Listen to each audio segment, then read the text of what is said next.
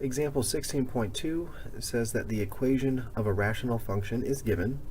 Determine the largest possible domain of each function and define each function.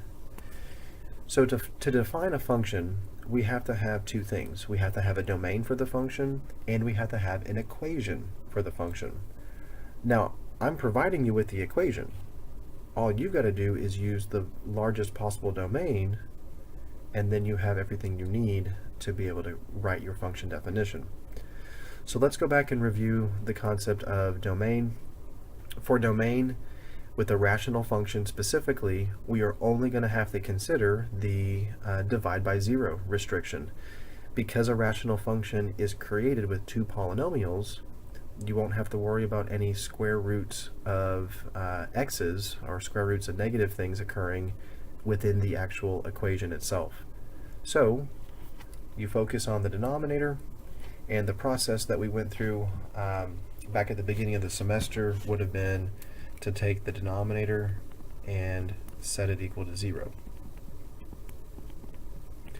In which case, we would then say x minus 8 is equal to 0, or x plus 2 is equal to 0, resulting in x equals 8 or x equals negative 2. Now, this is the same kind of calculation we did when we talked about finding the zeros of a polynomial. But this particular polynomial is in the denominator of a rational function. So what this means is that the x equals 8 and x equals negative 2 don't really represent x-intercepts, they represent domain restrictions. So it is the same kind of calculation that we did to find the x-intercepts, but now we don't call them x-intercepts, we call them domain restrictions, because this is a rational function. So now I can write the domain for this function. Domain of f will be negative infinity to negative 2, union negative 2 to 8, union 8 to infinity. And we can also write our function definition. I'll go ahead and box this in because that is one of the answers we're being asked to give. The other answer is for the function definition, so that's going to be f, copy down the domain,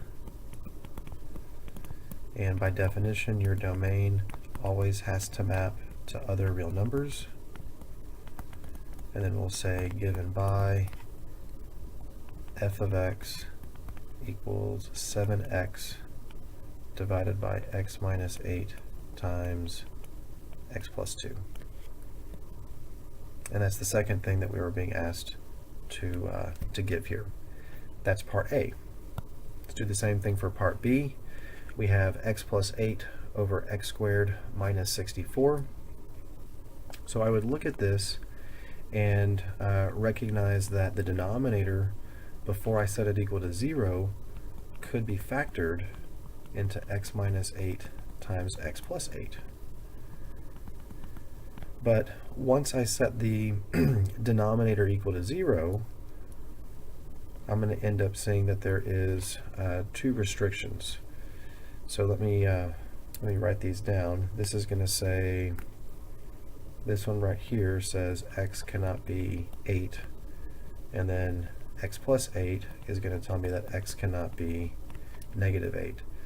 So if you've gotten really good at being able to set the denominator equal to 0 and then solve it, you don't necessarily have to show all those steps. You can just tell me what the restrictions are and then use that to write your domain.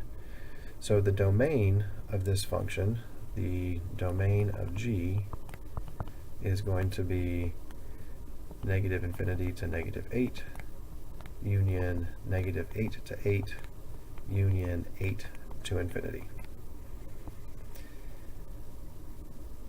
So when I go to write my function definition, I'll have g colon, copy down the domain,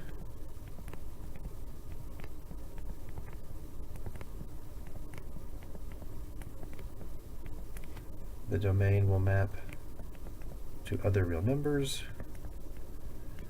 given by the equation g of x equals, and when we write out the function definition, we always want to use the simplest form for the equation. But we can't use the simplest form to do the domain restrictions. So I hadn't done any canceling out of like factors yet, but I can by canceling out the x plus 8s. That means that my g of x is better represented as 1 over x minus 8. And then that's what we'll box in for the function definition of g.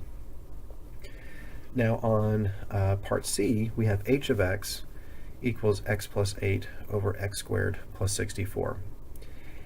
And I would want to try factoring x squared plus 64 before setting it to 0, but we don't have a traditional factoring technique for that.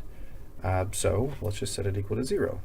We'll take x squared plus 64, set it equal to 0, and then we're going to see that x squared is equal to negative 64, and then taking the square root of both sides is going to give x equals plus or minus 8i.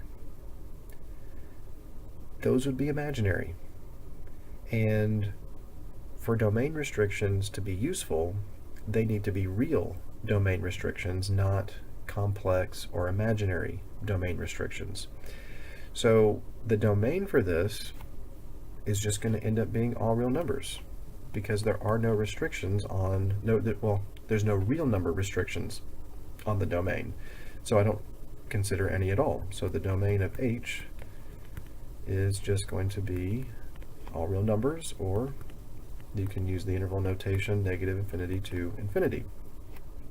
Then when it comes to writing out your function definition, we'll say h colon r to r given by h of x equals x plus 8 over x squared plus 64.